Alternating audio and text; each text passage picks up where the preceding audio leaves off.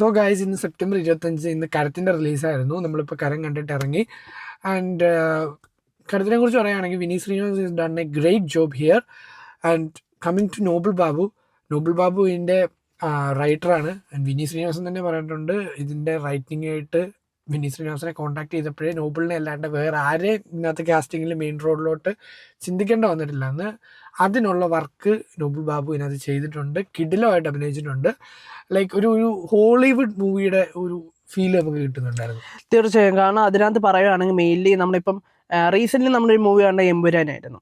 എമ്പുരാനകത്തായിരുന്നു recent നമ്മൾ കേരളത്തിൽ നിന്ന് അല്ലെങ്കിൽ മലയാളീസ് അല്ലെങ്കിൽ മല്ലൂസ് എന്ന് പറഞ്ഞ രീതിയിലാണെങ്കിൽ ഒരു ഹോളിവുഡ് മൂവി എന്ന് പറഞ്ഞ് തീർച്ചയായും വന്നിരുന്നത്. പക്ഷേ ഇതിനകത്താണെങ്കിൽ ഈ ഒരു മൂവി വൈസ് നോക്കിക്കഴിഞ്ഞാൽ ബഡ്ജറ്റ് വൈസ് ആയാലും അത്യാവശ്യം നല്ലൊരു റേഞ്ച് കുറവിൽ തന്നെയാണ് ഈ ഒരു മൂവി ഷൂട്ട് ചെയ്തത്. പക്ഷെ നമുക്കത് കണ്ടാൽ പറയത്തില്ല, കണ്ട ഏതെങ്കിലും ഒരു ഹോളിവുഡ് മൂവി എന്ന് പറയുന്ന രീതിയാണ് നമ്മൾ മൊത്തം കണ്ടിരിക്കുന്നത്. അതിൻ്റെ ഫുൾ ഒരു ഹോളിവുഡ് സെറ്റപ്പാണ് നമ്മുടെ കണ്ണിൻ്റെ മുമ്പിൽ ഇങ്ങനെ ഫീൽ ചെയ്യുക. കാരണം എൻ്റയർലി ഷൂട്ട് ചെയ്തേക്കുന്നത് കേരളത്തിലല്ല, ഫുള്ള് എബ്രോഡാണ് ഷൂട്ട് ചെയ്തേക്കുന്നത്. കേരളം എന്ന് പറയുന്ന സ്ഥലമേ ഇല്ല.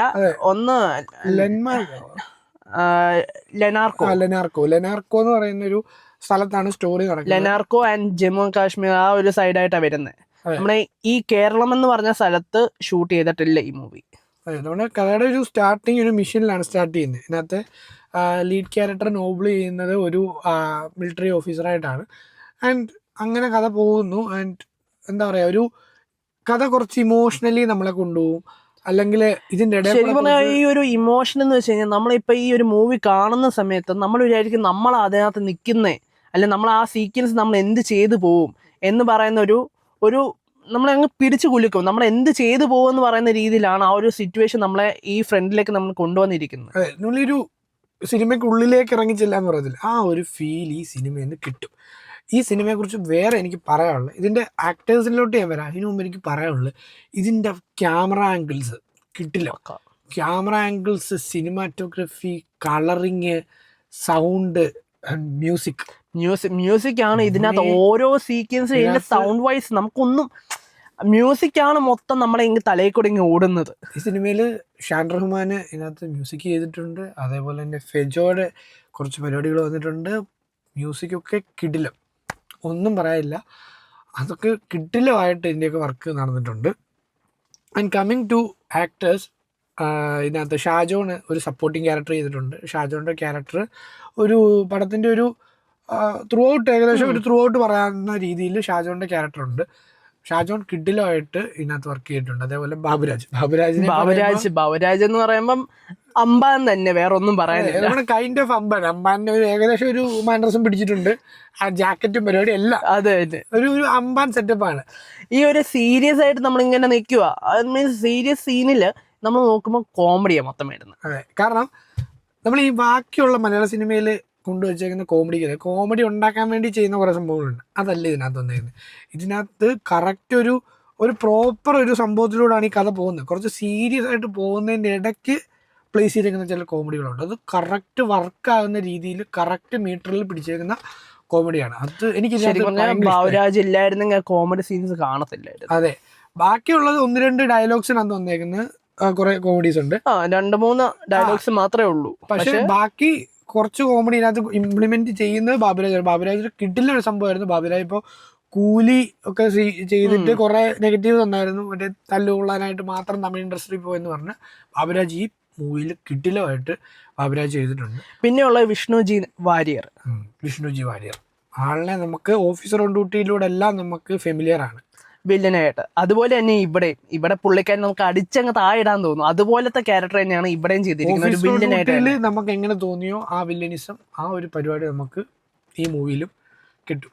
പിന്നെ എടുത്തു പറയാനായിട്ടുള്ളത് മനോജ് കെ ജയൻ, ശ്വേത മേനോൻ, അങ്ങനെ അവരുടെ ഒരു പരിപാടിയുണ്ട്. എന്ന് വെച്ചാൽ അവർക്ക് കുറച്ചേ ഉള്ളൂ സ്ക്രീൻ പ്രസൻസ്, കുറച്ചേ ഉള്ളൂ. പക്ഷേ ചെയ്തു വെച്ചേക്കുന്ന പരിപാടി അടിപൊളിയായിട്ട് ഇതിനകത്ത് അഭിനയിച്ചേക്കുന്നവരെല്ലാം കിടിലമായിട്ട് അഭിനയിച്ചിട്ടുണ്ട്. ഈ മൂവി എനിക്ക് ഭയങ്കര ഇഷ്ടമായി. ഞാൻ എല്ലാവർക്കും ഇത് മസ്റ്റായിട്ട് ഇത് തിയേറ്റർ റെക്കമെൻഡ് ചെയ്യും. അതിലൊരു അടിപൊളി മൂവിയാണ്. എല്ലാവരും തിയേറ്ററിൽ പോയി ദയവ് ചെയ്ത് കാണണം. പിന്നെ ഇതിനകത്ത് മെയിൻ ഒരു വില്ലൻ എന്ന് പറയാൻ നമ്മുടെ ആശാനാണ്. ഇതിനകത്ത് മെയിൻ ഒരു വില്ലൻ എന്ന് പറയുന്നത്. ഇതിനകത്ത് ഇവാൻ എന്ന് പറഞ്ഞൊരു ക്യാരക്ടർ, അതായത് ആശാൻ ഇല്ലായിരുന്നെങ്കിൽ എന്താവും നമുക്ക് അറിയാൻ പറ്റത്തില്ല. കാരണം അതുപോലത്തെ ഒരു വില്ലൻ വേഷമാണ് പുള്ളി ചെയ്തിരിക്കുന്നത്. ഒരു കണ്ണിച്ചോര ഇല്ലാത്ത ഒരു വില്ലൻ വേഷമാണ് പുള്ളിക്കാൻ ചെയ്തിരിക്കുന്നത്. ആശാന്റെ ഒരു വില്ലനിസം നിങ്ങൾക്ക് ഇതിനകത്ത് കൂടെ കാണാം. കിട്ടിലുമായിട്ട് ചെയ്തിട്ടുണ്ട്. ഞാൻ പറഞ്ഞില്ല, ഇതിനകത്ത് അഭിനയിച്ചേക്കുന്നവരെല്ലാം ഒന്നിനൊന്ന് മെച്ചമായിട്ട് ചെയ്തിട്ടുണ്ട്. ഇതിനകത്ത് അഭിനയിച്ചേക്കുന്നവർ 1-2 മൂവീസൊക്കെ ചെയ്ത ആൾക്കാരുണ്ട്. പക്ഷേ ഇവരുടെയൊക്കെ അഭിനയം സോസം ഇതിനകത്ത് നമുക്ക് പറയാനായിട്ട് ഞങ്ങൾക്കൊരു എന്ന് വെച്ചാൽ നെഗറ്റീവ് എന്നല്ല, ഒരു ഡ്രോബാക്ക് പോലെ നമുക്ക് തോന്നിയൊരു സംഭവം ഇതിനകത്ത്. ഫസ്റ്റ് ഞാനൊരു മെഷീൻ്റെ കാര്യം പറഞ്ഞുള്ളൂ. ആ മെഷീനെ കുറിച്ചും അതേപോലെ ഒരു ഹൈനസിൻ്റെ കാര്യമുണ്ട്. ഇതിനെക്കുറിച്ച് പിന്നീട് ലാസ്റ്റിലോട്ട് വരുമ്പോൾ നമ്മൾ ആ ഒരു എൻഡിങ് വരുന്നില്ല. നമ്മൾ എന്നിട്ട് ഒരു ജസ്റ്റ് ഡിസ്കസ് ചെയ്തതിനകത്ത് ഇതിൻ്റെ സെക്കൻഡ് പാർട്ട് മേ ബി അവർ പ്ലാൻ ചെയ്യുന്നുണ്ടായിരിക്കാം. മേ ബി എന്ന് പറയാൻ പറ്റത്തില്ല, നമുക്ക് മിക്കവാറും കാണാൻ സാധ്യതയുണ്ട്. കാരണം അതുപോലെയാണ് നമ്മൾ സീൻ കണ്ടത്. അതെ, അതുകൊണ്ട് അത് നമുക്ക് കറക്റ്റ് പറയാൻ പറ്റത്തില്ല. സെക്കൻഡ് പാർട്ട് വരുന്നുണ്ടെങ്കിൽ ഇറ്റ്സ് ഓസം, അല്ല എന്നുണ്ടെങ്കിൽ അത് നമുക്ക് മിസ്സാകും. കാരണം അത് അതിനൊരു ഫുൾഫിൽമെന്റ് ഇല്ലാത്ത പോലെ നിർത്തിയേക്കുന്നത്. ബാക്കി ഈ സിനിമയ്ക്ക് ഒരു ഡ്രോബാക്ക് ഇല്ല.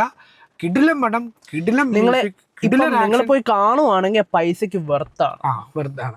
ആക്ഷൻ എന്നൊക്കെ പറഞ്ഞാൽ കിടിലമായിട്ട് ആക്ഷൻ രംഗങ്ങൾ കുറേ ഫൈറ്റ് ഉണ്ട്. ഈ ഫൈറ്റൊക്കെ കിടിലമായിട്ട് തന്നെ ചെയ്തിട്ടുണ്ട്.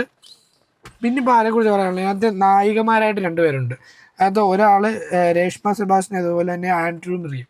ഇവർ 2 പേരും അടിപൊളിയായിട്ട് തന്നെ അവരുടെ വർക്ക് ചെയ്തിട്ടുണ്ട്. പിന്നെ ഒരു ഫോറിൻ ഒരു ഗേൾ ഉണ്ട്, ഒരു ചൈൽഡ് ആർട്ടിസ്റ്റ് ഉണ്ട്. ആ പെൺകുച്ച് കിടിലമായിട്ട് അഭിനയിച്ചിട്ടുണ്ട് കേട്ടോ. ആള് നേരത്തെ അഭിനയിച്ചിട്ടുണ്ടോ ഇല്ലയോ ഒന്നും നമുക്ക് അറിഞ്ഞു, ഒരു പിടുത്തമില്ല. പക്ഷെ 4-5 വയസ്സേ ഉള്ളൂ മിക്കവാറും. ആ കുട്ടിക്ക് കിടിലമായിട്ട് അഭിനയിച്ചിട്ടുണ്ട്. അതേപോലെ തന്നെ വില്ലനിസം ആശ മാത്രമല്ല, അക്കു ഗുഗ്ലിയോ എന്ന് പറയുന്ന ഒരാളുണ്ട്, അതേപോലെ തന്നെ മാൽസി എന്ന് പറയുന്ന ആളുണ്ട്. ഇവരൊക്കെ ഇവരുടെ വർക്ക് കിടിലമായിട്ട് തന്നെ ചെയ്തിട്ടുണ്ട്. അതിനകത്ത് കൂടെ ചില ഫണ്ണും സംഭവങ്ങളും എല്ലാം പോകുന്നുണ്ട്. നിങ്ങൾക്ക് എന്തായാലും ഉറപ്പായിട്ട് നിങ്ങൾക്ക് തിയേറ്ററിൽ പോയി കണ്ടിരിക്കാനുള്ള ഐറ്റം ഉണ്ട്. അതിന് നമ്മൾ 100% ഗ്യാരണ്ടി. നിങ്ങൾ 11 വർഷം മുന്നേ കണ്ട ഒരു വിനീത് ശ്രീനിവാസന്റെ സിനിമയുണ്ട് തിര.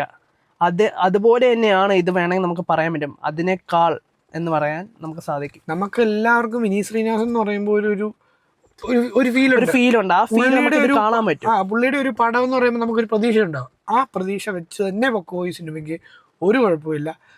പുള്ളിക്കാരൻ്റെ അടുത്തൊരു ആരോപണം ഉണ്ടായിരുന്നു, ക്ലീശ മൂവി മാത്രമേ ചെയ്യത്തുള്ളൂ. പക്ഷെ നമുക്ക് ഇതിനകത്ത് പറയാൻ പറ്റും ക്ലീശ അല്ലെന്ന്. നിങ്ങൾക്ക് ഇതിനകത്തൊന്നും ക്ലീശയും കിട്ടൂല, ചെന്നൈയും കിട്ടൂല, ബിരിയാണിയും കിട്ടൂല, ഒന്നും കിട്ടൂല. നിങ്ങൾക്ക് ഇതിനകത്തൊന്നും മാസ് ആക്ഷൻ, ഒരു ഫാമിലി എന്നും കൂടെ പറയാം, കൈൻഡ് ഓഫ് അങ്ങനത്തെ ഒരു മൂവി. ഫാമിലി എന്ന് പറഞ്ഞാൽ ഫാമിലി മൂവി എന്നല്ല, അതിനകത്ത് പോകുന്ന വിനീത് ശ്രീനിവാസന്റെ ക്ലീശ എന്ന് മാത്രം പറയല്ലേ പുള്ളിക്കാരന്റെ മൂവി. വിനീത് ശ്രീനിവാസന് ചെന്നൈ ബിരിയാണി ഒന്നും ഇല്ലാത്തൊരു പടം വേണമെന്നൊക്കെ ആഗ്രഹിക്കുന്നവർക്ക് ഈ പടത്തിൽ തീർച്ചയായിട്ടും. സോ എല്ലാവരും തിയേറ്ററിൽ പോയി കാണുക, മസ്റ്റ് വാച്ചാണ്. തിയേറ്ററിൽ തന്നെ പോയി കാണണം, എന്നാലേ ആ സൗണ്ട് എഫക്ട്സും പരിപാടികളും എല്ലാം നിങ്ങൾക്ക് വർക്കാവുള്ളൂ. So do watch it out on theatres. Okay, bye. By.